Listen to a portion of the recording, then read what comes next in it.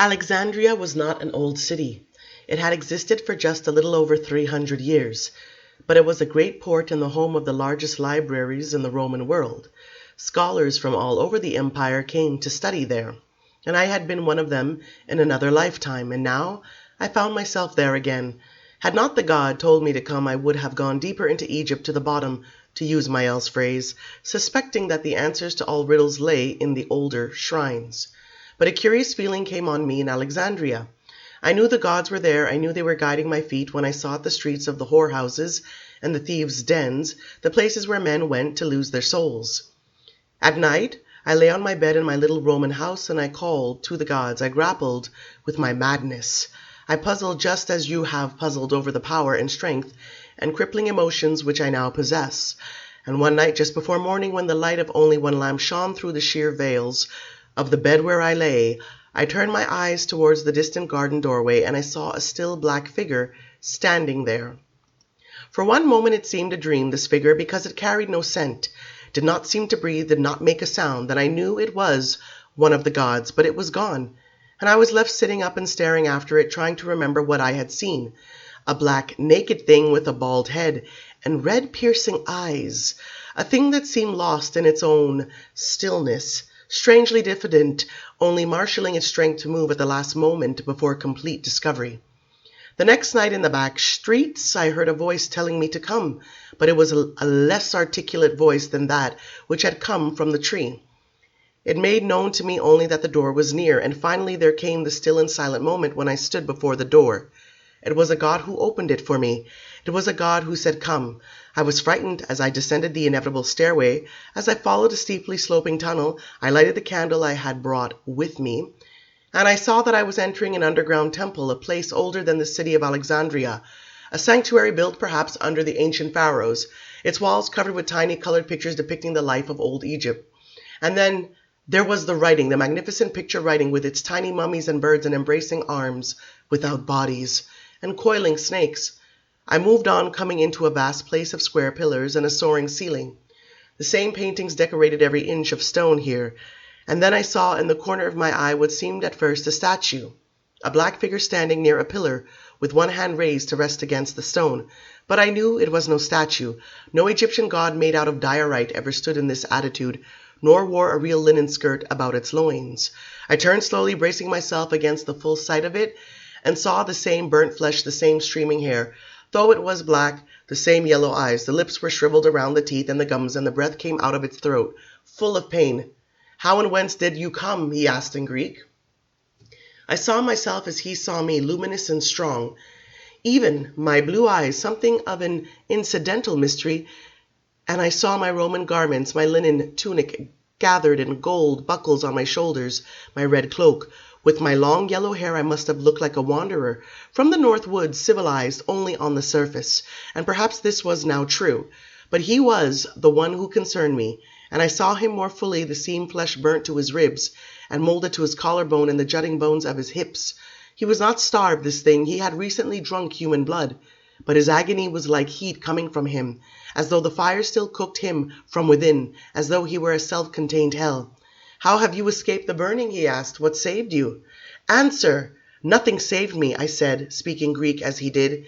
I approached him, holding the candle to the side, when he shied from it. He had been thin in life, broad-shouldered like the old pharaohs, and his long black hair was cropped straight across the forehead in that old style. "I wasn't made when it happened," I said, "but afterwards, by the god of the sacred grove in Gaul." "Ah, then he was unharmed, this one who made you."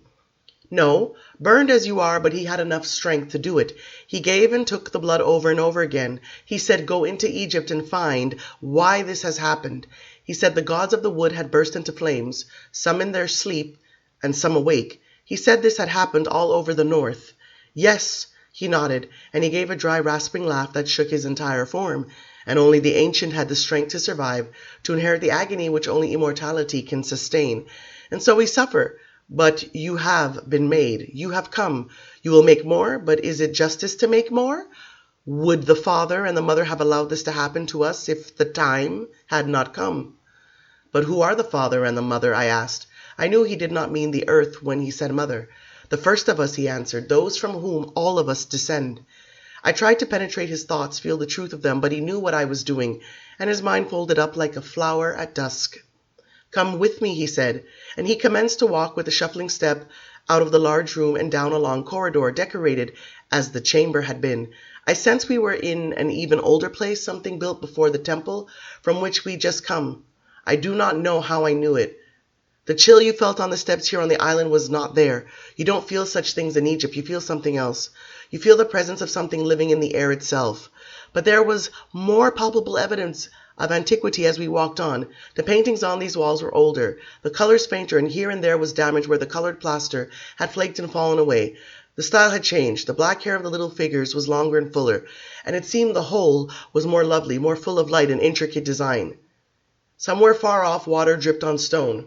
The sound gave a song-like echo through the passage. It seemed the walls had captured life in these delicate and tenderly painted figures. It seemed that the magic attempted again and again by the ancient religious artists had its tiny glowing kernel of power. I could hear whispers of life where there were no whispers. I could feel the great continuity of history, even if there was no one who was aware. The dark figure beside me paused as I looked at the walls. He made an airy gesture for me to follow him through a doorway, and we entered a long rectangular chamber covered entirely with the artful hieroglyphs. It was like being encased in a manuscript to be inside it, and I saw 2 older Egyptian sarcophagi placed head to head against the wall. These were boxes carved to conform to the shape of the mummies for which they were made, fully modeled and painted to represent the dead, with faces of hammered gold, the eyes of inlaid lapis lazuli. I held a candle high, and with great effort my guide opened the lids of these cases and let them fall back, so that I might see inside. I saw what at first appeared to be bodies, but when I drew closer I realized that they were heaps of ash in manly form. Nothing of tissue remained to them except a white fang here, a chip of bone there. "No amount of blood can bring them back now," said my guide. "They are past all resurrection. The vessels of the blood are gone. Those who could rise have risen, and centuries will pass before we are healed, before we know the cessation of our pain." Before he closed the mummy cases, I saw that the lids inside were blackened by the fire that had immolated these 2. I wasn't sorry to see them shut up again. He turned and moved towards the doorway again, and I followed with the candle, but he paused and glanced back at the painted coffins. "When the ashes are scattered," he said, "their souls are free." "Then why don't you scatter the ashes?" I said, trying not to sound so desperate, so undone. "Should I?" he asked of me, the crisped flesh around his eyes widening. "Do you think that I should?" "You ask me," I said. He gave one of those dry laughs again that seemed to carry agony with it, and he led on down the passage to a lighted room. It was a library we entered, where a few scattered candles revealed the diamond-shaped wooden racks of parchment and papyrus scrolls. This delighted me, naturally, because a library was something I could understand. It was the one human place in which I still felt some measure of old sanity. But I was startled to see another one of us sitting to the side behind the writing table, his eyes on the floor. This one had no hair whatsoever, and though he was pitch black all over, his skin was full and well modeled and gleamed as if it had been oiled. The planes of his face were beautiful. The hand that rested in the lap of his white linen kilt was gracefully curled, all the muscles of his naked chest well defined. He turned and looked up at me, and something immediately passed between us, something more silent than silence, as it can be with us. "This is the elder," said the weaker one who'd brought me here, "and you see for yourself how he withstood the fire. But he will not speak. He has not spoken since it happened. Yet surely he knows where are the mother and the father, and why this was allowed to pass." The elder merely looked forward again, but there was a curious expression on his face, something sarcastic and faintly amused and a little contemptuous. "Even before this disaster," the other one said, "the elder did not often speak to us. The fire did not change him, make him more receptive.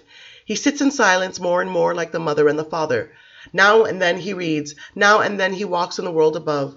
He's the blood, he listens to the singers, now and then he will dance. He speaks to mortals in the streets of Alexandria. But he will not speak to us. He has nothing to say to us, but he knows. He knows why this happened to us."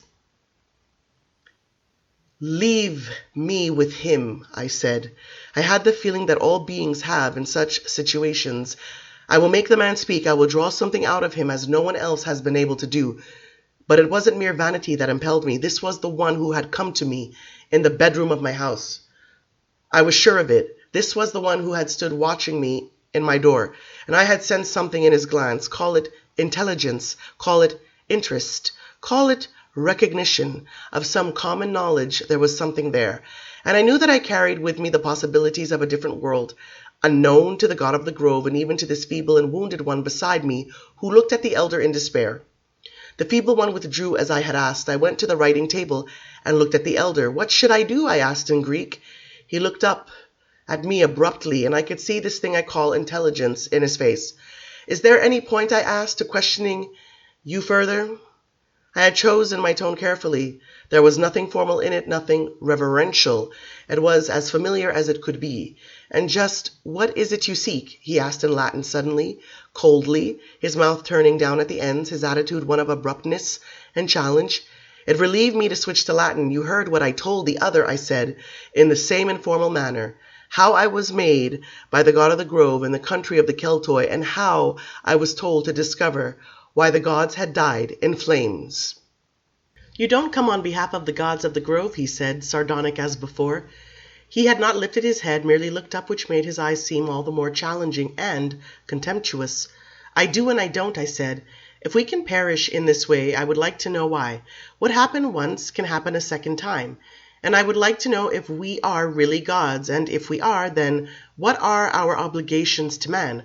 Are the mother and the father true beings, or are they legend? How did all this start? I would like to know that, of course. By accident, he said. By accident? I leaned forward. I thought I had heard wrong. By accident it started, he said coolly, forbiddingly, with the clear implication that the question was absurd. 4,000 years ago, by accident. And it has been enclosed in magic and religion ever since. You are telling me the truth, aren't you? Why shouldn't I? Why should I protect you from the truth? Why should I bother to lie to you? I don't even know who you are. I don't care. Then, will you explain to me what you mean, that it happened by accident? I pressed. I don't know. I may not. I have spoken more in these last few moments than I have in years. The story of the accident may be no more true than the myths that delight the others. The others have always chosen the myths. It's what you really want, is it not? His voice rose, and he rose slightly out of the chair, as if his angry voice were impelling him to his feet. A story of our creation, analogous to the Genesis of the Hebrews, the tales in Homer, the babblings of your Roman poets Ovid and Virgil, a great gleaming morris of symbols out of which life itself is supposed to have sprung. He was on his feet and all but shouting, his black forehead knotted with veins, his hand a fist on the desk. It is that kind of tale that fills the documents in these rooms, that emerges in fragments from the anthems and the incantations. Want to hear it? It's as true as anything else. Tell me what you will, I said. I was trying to keep calm. The volume of his voice was hurting my ears, and I heard things stirring in the rooms near us. Other creatures like that dried-up wisp of a thing that had brought me in here were prowling about. And you might begin, I said acidly, by confessing why you came to me in my rooms here, in Alexandria. It was you who led me here. Why did you do that? To rail at me? To curse me for asking you how it started? Quiet yourself! I might say the same to you. He looked me up and down calmly, and then he smiled. He opened both his hands as if in greeting or offering, and then he shrugged. I want you to tell me about the accident, I said. I would beg you to tell me if I thought it would do any good. What can I do for you to make you tell? His face underwent several remarkable transformations. I could feel his thoughts but not hear them, feel a high-pitched humor, and when he spoke again his voice was thickened as if he were fighting back sorrow, as if it were strangling him. Hearken to our old story, he said. The good god Osiris, the first pharaoh of Egypt, in the eons before the invention of writing, was murdered by evil men, and when his wife Isis gathered together the parts of his body, he became immortal and thereafter ruled in the realm of the dead. This is the realm of the moon and the night in which he reigned, and to him were brought the blood sacrifices for the great goddess which he drank. But the priest tried to steal from him the secret of his immortality, and so his worship became secret and his temples were known only to those of his cult, who protected him from the sun god, who might at any time seek to destroy Osiris with the sun's burning rays. But you can see the truth in the legend. The early king discovered something, or rather he was the victim of an ugly occurrence, and he became unnatural with a power that could be used for incalculable evil by those around him. And so he made a worship of it, seeking to contain it in obligation and ceremony, seeking to limit the powerful blood to those who would use it for white magic and nothing else. And so here we are. And the mother and father are Isis and Osiris? Yes and no. They are the first two. Isis and Osiris are the names that were used in the myths that they told, or the old worship onto which they grafted themselves. What was the accident then? How was this thing discovered? He looked at me for a long period of silence, and then he sat down again, turning to the side and staring off as he'd been before. But why should I tell you? He asked. Yet this time he put the question with new feeling, as though he meant it sincerely and had to answer it for himself. Why should I do anything if the mother and the father will not rise from the sands to save themselves as the sun comes over the horizon? Why should I move, or speak, or go on? Again he looked up at me. This is what happened. The mother and the father went out into the sun. Were left in the sun, my dear Marius, he said, astonishing me with the knowledge of my name. Left in the sun. The mother and the father do not move of their own volition, save now and then to whisper to each other, to knock those of us down who would come to them for their healing blood. They could restore all of us who were burned if they would let us drink the healing blood. 4,000 years the mother and father have existed, and our blood grows stronger with every season, every victim. It grows stronger even with starvation, for when the starvation is ended, new strength is enjoyed. But the father and the mother do not care for their children, and now it seems they do not care for themselves. Maybe after 4,000 nights they merely wish to see the sun. Since the coming of the Greek into Egypt, since the perversion of the old art, they have not spoken to us. They have not let us see the blink of their eye. And what is Egypt now but the granary of Rome? When the mother and the father strike out to drive us away from the veins in their necks, they are as iron and can crush our bones. And if they do not care any more, then why should I? I studied him for a long moment. And you are saying, I asked, that this is what caused the others to burn up, that the father and mother were left out in the sun? He nodded. Our blood comes from them, he said. It is their blood. The line is direct, and what befalls them befalls us. If they are burnt, we are burnt. We are connected to them. I whispered in amazement. Exactly, my dear Marius, he said, watching me, seeming to enjoy my fear. That is why they have been kept for 1,000 years, the mother and the father. That is why victims are brought to them in sacrifice. That is why they are worshipped. What happens to them happens to us. Who did it? Who put them in the sun? He laughed without making a sound. The one who kept them, he said. The one who couldn't endure it any longer. The one who had had this solemn charge for too long. The one who could persuade no one else to accept the burden. And finally, weeping and shivering, took them out into the desert sands and left them like two statues there. And my fate is linked to this, I murmured. Yes. But you see, I do not think he believed it any longer, the one who kept them. It was just an old tale. After all, they were worshipped, as I told you, worshipped by us as we are worshipped by mortals. And no one dared to harm them. No one held a torch to them to see if it made the rest of us feel pain. No, he did not believe it. He left them in the desert, and that night when he opened his eyes in his coffin and found himself a burnt and unrecognizable horror, he screamed and screamed. You got them back underground? Yes. And they are blackened as you are? No. He shook his head. Darkened to a golden bronze, like the meat turning on the spit, no more than that, and beautiful as before, as if beauty has become part of their heritage, beauty part and parcel of what they are destined to be. They stare forward, as they always have, but they no longer incline their heads to each other. They no longer hum with the rhythm of their secret exchanges. They no longer let us drink their blood, and the victims brought to them they will not take save now and then and only in solitude. No one knows when they will drink, when they will not. I shook my head. I moved back and forth, my head bowed, the candle fluttering in my hand, not knowing what to say to all this, needing time to think it out. He gestured for me to take the chair on the other side of the writing table, and without thinking of it I did. But wasn't it meant to happen, Roman? He asked. Weren't they meant to meet their death in the sand, silent, unmoving, like statues cast there, after a city is sacked by the conquering army? And were we not meant to die too? Look at Egypt. What is Egypt? I ask you again, but the granary of Rome, were they not meant to burn there day after day while all of us burned, like stars the world over? Where are they? I asked. Why do you want to know? He sneered. Why should I give you the secret? They cannot be hacked to pieces. They are too strong for that. A knife will barely pierce their skin. Yet cut them and you cut us. Burn them and you burn us, and whatever they make us feel, they feel only a particle of it, because their age protects them. And yet, to destroy every one of us, you have merely to bring them annoyance. The blood they do not even seem to need. Maybe their minds are connected to ours as well. Maybe the sorrow we feel, the misery, the horror at the fate of the world itself, comes from their minds, as locked in their chambers they dream. No, I cannot tell you where they are. Can I? Until I decide for certain that I am indifferent, that it is time for us to die out. Where are they? I said again. Why should I not sink them into the very depths of the sea, he asked, until such time as the earth herself heaves them up into the sunlight on the crest of a great wave? I didn't answer. I was watching him, wondering at his excitement, understanding it but in awe of it just the same. Why should I not bury them in the depths of the earth, I mean the darkest depths beyond the faintest sounds of life, and let them lie in silence there, no matter what they think and feel? What answer could I give? I watched him. I waited until he seemed calmer. He looked at me and his face became tranquil and almost trusting. Tell me how they became the mother and the father, I said. Why? You know damn good and well why. I want to know. Why did you come into my bedroom if you didn't mean to tell me? I asked again.